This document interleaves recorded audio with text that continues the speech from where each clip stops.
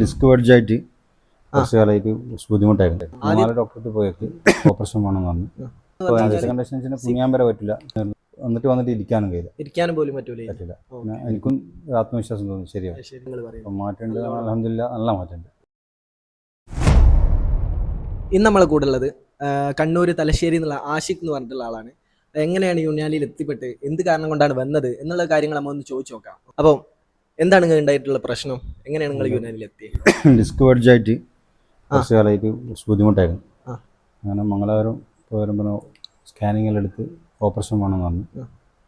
Operation ചെയ്തതിനാൽ പിന്നീടുള്ള ബുദ്ധിമുട്ടുകൾ ആലോചിച്ചപ്പോൾ വേറെ ട്രീറ്റ്മെൻറ്റ് നോക്കാമെന്നുള്ള കണ്ടീഷനാണ്. ഞങ്ങളൊരു സ്നേഹിതം പറഞ്ഞു യുനാനിയിൽ മർക്കസ് യൂണിവേഴ്സിറ്റിയിൽ യുനാനിയിലൊരു ഡോക്ടറുണ്ട്, അവിടെ പോയി ഒന്ന് കണ്ടു നോക്കുന്നത്. പ്രൊഫസർ മുജീബ് സർജറി പറഞ്ഞ കേസാണ്. സർജറി അല്ലാണ്ട് ഇനി വേറൊരു വഴിയില്ല എന്നാണ്. 3-4 ഡോക്ടർക്ക് പോയേക്കി.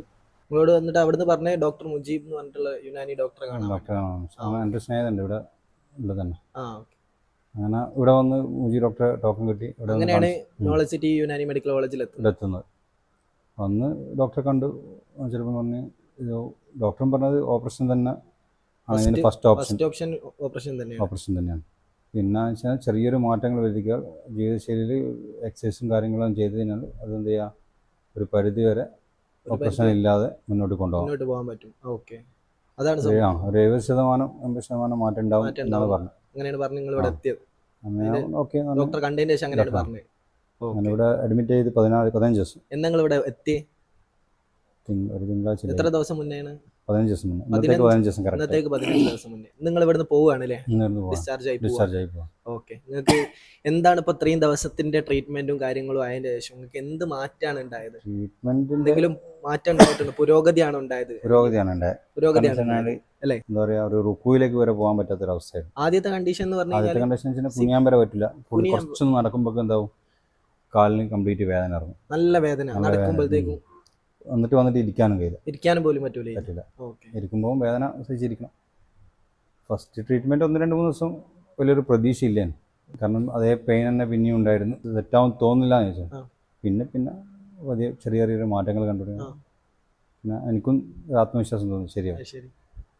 അതിൻ്റെ കൂടെ ഫിസിയോതെറാപ്പിയും കൂടി വന്ന സമയത്ത് എന്തായി, കുറച്ചും കൂടി എന്ത് ബെറ്ററായി. ഇതിൻ്റെ കൂടെ ഫിസിയോതെറാപ്പിയും കാര്യങ്ങളൊക്കെ വന്നതോടെ കുറച്ചും കൂടി ട്രീറ്റ്മെൻറ്റ്. ഇപ്പൊ എന്നിട്ട് 15ാമത്തെ ദിവസം മാറ്റമുണ്ട് ഞങ്ങൾ പറയുന്നത്. മാറ്റമുണ്ട്, അൽഹംദുലില്ലാ നല്ല മാറ്റമുണ്ട്. നിങ്ങളൊന്ന് കുനിഞ്ഞ് കാണിക്കാൻ പറ്റുമോ? കുനിഞ്ഞ് കാണിക്കുന്നതിനെന്താ, ഇത്ര ഈടം വരെ എത്തില്ല. ഇങ്ങനെ അല്ലാതെ എനിക്ക് കുനിയാൻ കഴിയില്ല. അങ്ങനെ ഇനി പോലെ ഇതിന്റെ മുന്നേ ഇവിടെ വരുന്നതിന് മുന്നേ ഇങ്ങനെയാ കഴിയും. അങ്ങനെ ഇനി പോലെ ഇതിന് ഇവിടെ വരുന്നതിന് മുന്നേ ഇപ്പം നല്ല രീതിക്ക് പോകുന്നു.